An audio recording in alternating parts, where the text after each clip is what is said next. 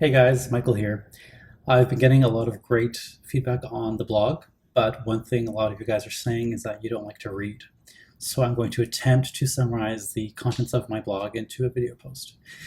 So this one is about 4 steps to relief from anxiety.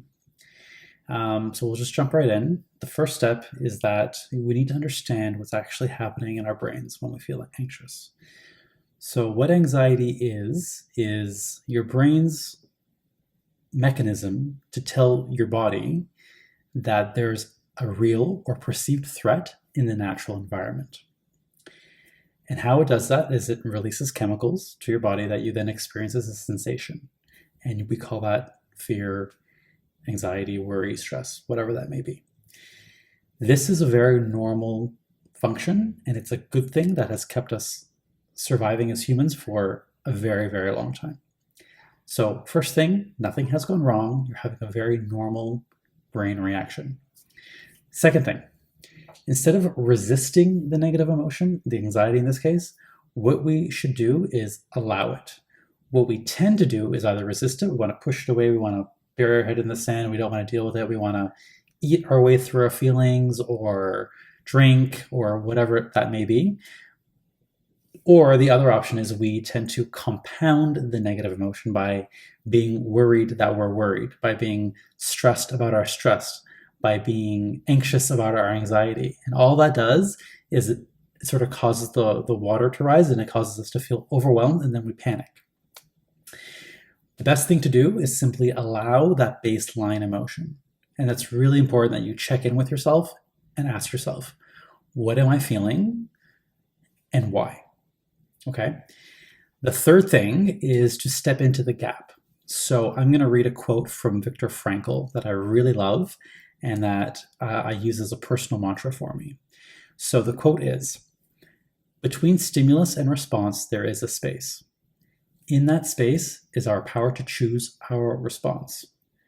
In our response lies our growth and our freedom." So often, something happens in our external life and we respond. Automatically, we just jump for the gun. This stepping into the gap step is realizing that there is that space between stimulus and response, and that is where your power lies.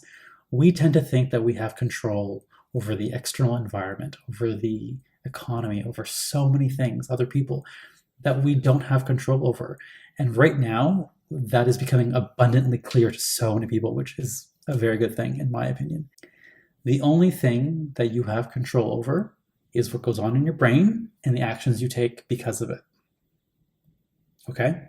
Now, that's not to say that you don't want to feel anxious sometimes, or you don't want to feel afraid or sad. Sometimes that is very much the appropriate response. But there is a line between allowing it and indulging in it. When you indulge in a negative emotion, it serves nobody, least of all you. So the fourth step is choosing another path. And so many scientific studies have proven this, is that gratitude is one of the best ways to relieve yourself from any negative emotion, anxiety being one of them. So what anxiety is in your brain, you're focused on a future state that doesn't exist, and chances are you're catastrophizing what that future state is. People are going to die. You're going to lose your job. The world is coming to an end. There's no more toilet paper. We catastrophize these things, and all it does is it increases our anxiety levels. But once you realize that you can step into the gap and you have a choice, what I recommend is choose to be grateful. And what that looks like is looking around your environment in the real-time present moment and finding things that you're grateful for. If you're watching this video, you have the internet, you have a device from which to watch it on. Right there, 2 things, easy. If you're at home, you have a roof over your head and you're safe at home. A lot of people can't say that. If you have loved ones that you're worried about, family, parents, children, isn't it a beautiful thing that you have people in your life that you love? Isn't it a beautiful thing that there are people in the world who care about you, your safety? Be grateful for all of the frontline staff, all of the doctors, nurses, hospital administrators, policymakers that are working tirelessly to get this under control, to flatten the curve, to take care of people who are actually sick. This is really a beautiful time to be alive because we are seeing the world respond at a global level that I have never seen before in my life.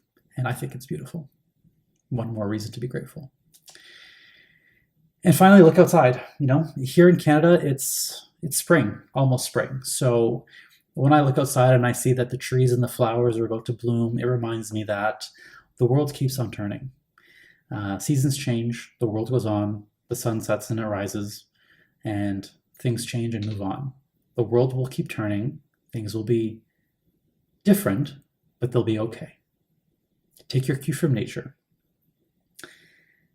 Once you've come up with a few, I would say at minimum 5, but go for 10 or more, just write a whole list of reasons you're grateful, you will automatically get into a more present moment state.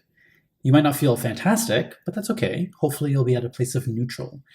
And from a place of neutral, you can show up in the world and react in a way that is more serving of you, your family, and your loved ones. I hope this helps. If you have any questions or want to talk about this further, please contact me. Check out my blog at wellismo.com, or you can contact me for coaching. Thank you very much.